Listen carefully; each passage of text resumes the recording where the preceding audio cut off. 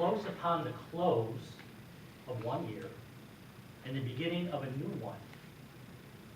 Or as the poet put it, it's time to ring out the old and ring in the new. The poet that first wrote those lines was the British poet laureate Alfred Lord Tennyson. And he wrote, "Ring out the old, ring in the new, ring happy bells across the snow. The year is going, let him go. Ring out the false, ring in the true." I like that. Ring out the false, ring in the true. I like that a lot. Do you like that? Yes. Ring out the false, ring in the true. Tennyson has mixed his metaphors, created his rhyme, and in a light little ditty, invites us to reflection time.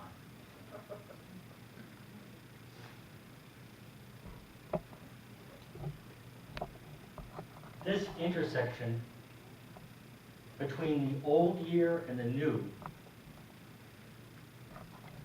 naturally, organically, cosmically beckons us to pause and to consider all that was and all that can be. We could call it a chronological ecotone. Yeah, the way you're looking, this is what everybody's thinking. Ecotone. Ecotone is a new word for me, as it may be for you. I learned it this week. I learned a new word, I've got to use it. What better way than to throw it into a message? But I hope that you'll see where it fits. An ecotone is that intersection where two habitats come together, where they merge. It's that place where the water meets the shore. It's that place where the forest meets the meadow, that place where the woodlands may end in a manicured suburban lawn.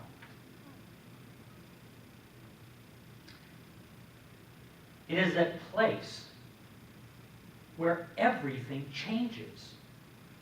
The soil content, the humidity, the vegetation, the light, pollination, it all changes. All the species change at that intersection. It is a place where species from both habitats come together and meet, and therefore it creates a space of great diversity and complexity. It creates what those who study natural systems call the edge effect, or we could say the effect of living on the edge. It is the edge habitat, and it is a very unique space wherever we find it. And it creates a specially unique effect on all the species, all the inhabitants, all the vegetation that occupy it. Author Akiko Bush wrote this in a very recent New York Times column.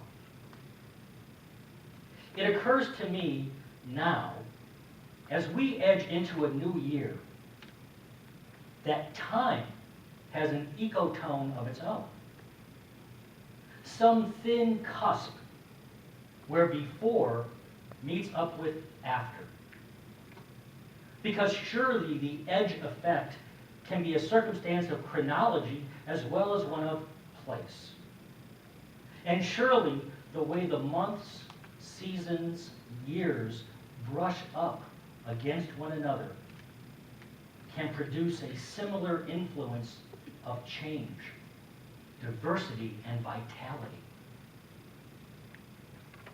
He continues, perhaps it is possible to imagine year's end as having some temporal edge effect, to see it as the place where desire and expectation intersect with actuality,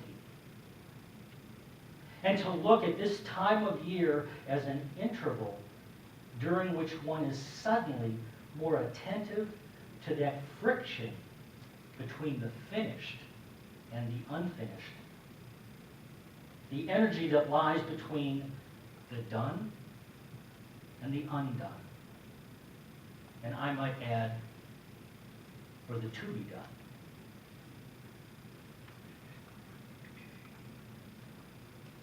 Do you feel that friction in the air? That friction between what has been and what can be? What is not yet complete and what is to be completed? Or maybe simply further evolved, more fully expressed, more deeply grown?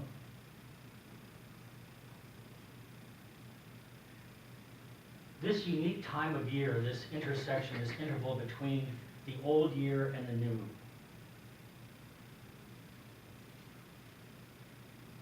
it begs us to pause. The pace, the slower pace of winter invites us to pause and to reflect on what was and what can be.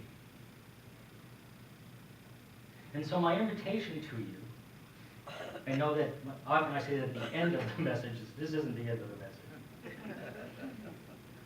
My invitation to you, before the advent of the new year, these next several days, and not all of us are not working, but many of us may have a lighter work schedule or a few extra days off. Take this time to sit down with pen and paper and reflect. Reflect upon all the experiences of this past year and what those experiences have rendered in you, how they have changed you, how they have affected you. And do it without judgment. Some of those experiences may not feel humanly good. Some may be grand beyond description. But simply be open to, reflect upon whatever has happened, and see what it has done within you, where it has brought you to this point. And once you've done that, open yourself to what this new year offers you, what promise it holds for you, what vision calls to you. And write it down. Journal it. Don't make it a heavy exercise. You might do it once. 20 minutes, maybe more. It may be a paragraph or two. But take this time to reflect and to contemplate your life.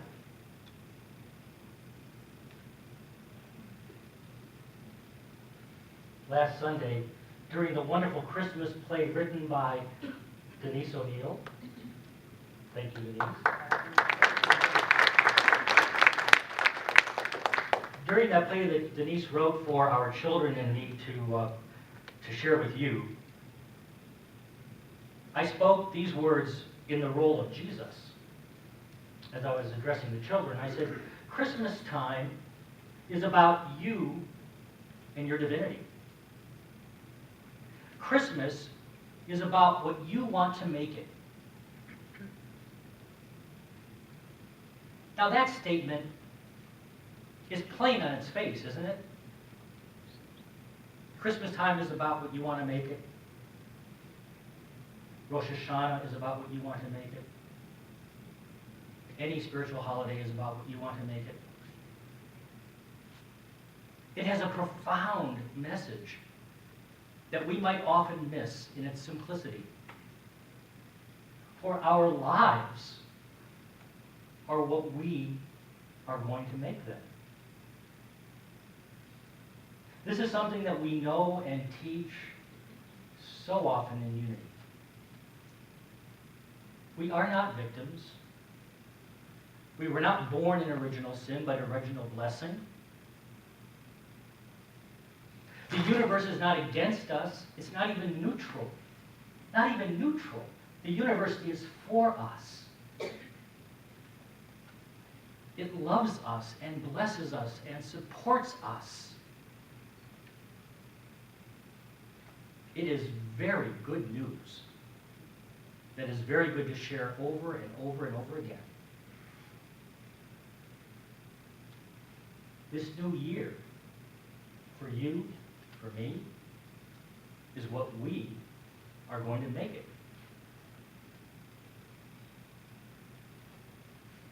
So as we enter into this new year, which one of you is going to cross that edge in time? And yes, I'm speaking to each one of you when I ask, which one of you? Which one? Do you ever feel like you had two minds? That, I don't know what I was thinking. That wasn't me. I don't know where they came from. Almost like there were two different people living inside here. Have you ever had that effect? That experience? Maybe even like you were a little possessed. Yeah? I've been there. It's like, really? You know that angels and demons show up in almost all cultural literature around the globe in some form, angels and demons. And I think, at least in part, the reason for this global iconography is this feeling we sometimes have that there's more than one of us moving around in here. We feel that at times there's an angel and at other times a demon. And not in the demonic, there's a double sense. But something that we don't get, something we don't understand, something doesn't feel quite right. And it's inside of us. In the C.S. Lewis classic, The Chronicles of Narnia, there are two protagonists. There is Aslan, the mystical lion. And Aslan shows up from time to time in order to restore balance and empower people who are frozen, numb to life. The other protagonist is the life-draining white witch of Narnia. And her primary activity is breathing on people and freezing people into statues.